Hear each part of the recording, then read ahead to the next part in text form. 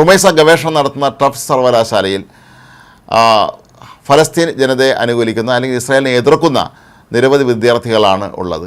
ഈയിടെ കോളേജിലെ ഒരു പ്രസിദ്ധീകരണത്തിൽ എഴുതിയ ലേഖനത്തിൽ റുമൈസ അതിശക്തമായ ഭാഷയിലാണ് ഇസ്രായേലിനെ വിമർശിച്ചത്. ഇസ്രായേലിൽ മുതൽ മുടക്കുന്നതിൽ നിന്ന് ലോകത്തുള്ള എല്ലാ പ്രധാനപ്പെട്ട കമ്പനികളും പിന്മാറണമെന്നൊക്കെ ആ ലേഖനത്തിൽ അവർ ആവശ്യപ്പെട്ടിരുന്നു.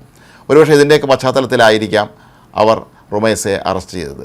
അതേസമയം പോലീസ് നൽകുന്ന വിശദീകരണം അനുസരിച്ച് റുമൈസയെ പോലെയുള്ളവർക്ക് വിദ്യാർത്ഥികൾക്കുള്ള വിസ മാത്രമാണ് സർക്കാർ നൽകിയിരിക്കുന്നത് എന്നും ഈ വിസ എന്ന് പറയുന്നത് ഒരു അവകാശമല്ല, അമേരിക്കൻ സർക്കാർ നൽകുന്ന ഒരു ആദരം അതല്ലെങ്കിൽ ഒരു സഹായം മാത്രമാണ് എന്നും അതിൻ്റെ പേരിൽ എന്തും ചെയ്യാം എന്ന് കരുതരുത് എന്നുമാണ്. മാത്രവുമല്ല, ഈ ഇത്തരത്തിലെത്തുന്ന വിദ്യാർത്ഥികൾ പലരും ഹമാസിനെ പോലെയുള്ള ഭീകര സംഘടനകളെ പിന്തുണയ്ക്കുന്നത് കാരണം ഒരു കാരണവശാലും അവരെ അമേരിക്കയിൽ വെച്ച് ഉറപ്പിക്കാൻ കഴിയുകയില്ല എന്നാണ് പോലീസ് ഇപ്പോൾ വ്യക്തമാക്കിയിരിക്കുന്നത്.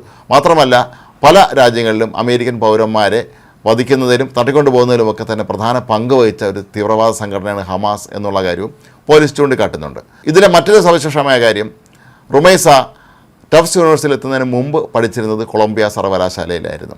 കൊളംബിയ സർവകലാശാല നമുക്ക് അറിയാവുന്നതുപോലെ അവിടുത്തെ നിരവധി വിദ്യാർത്ഥികൾ ഹമാസ് അനുകൂല പ്രകടനം നടത്തിയതിനും ഹമാസ് അനുകൂല പ്രസ്താവന നടത്തുന്നതിനൊക്കെ തന്നെ ഈയിടെ പലപ്പോഴായി നാടുകടത്തപ്പെടുകയോ അറസ്റ്റ് ചെയ്യപ്പെടുകയോ ചെയ്തിട്ടുണ്ട്.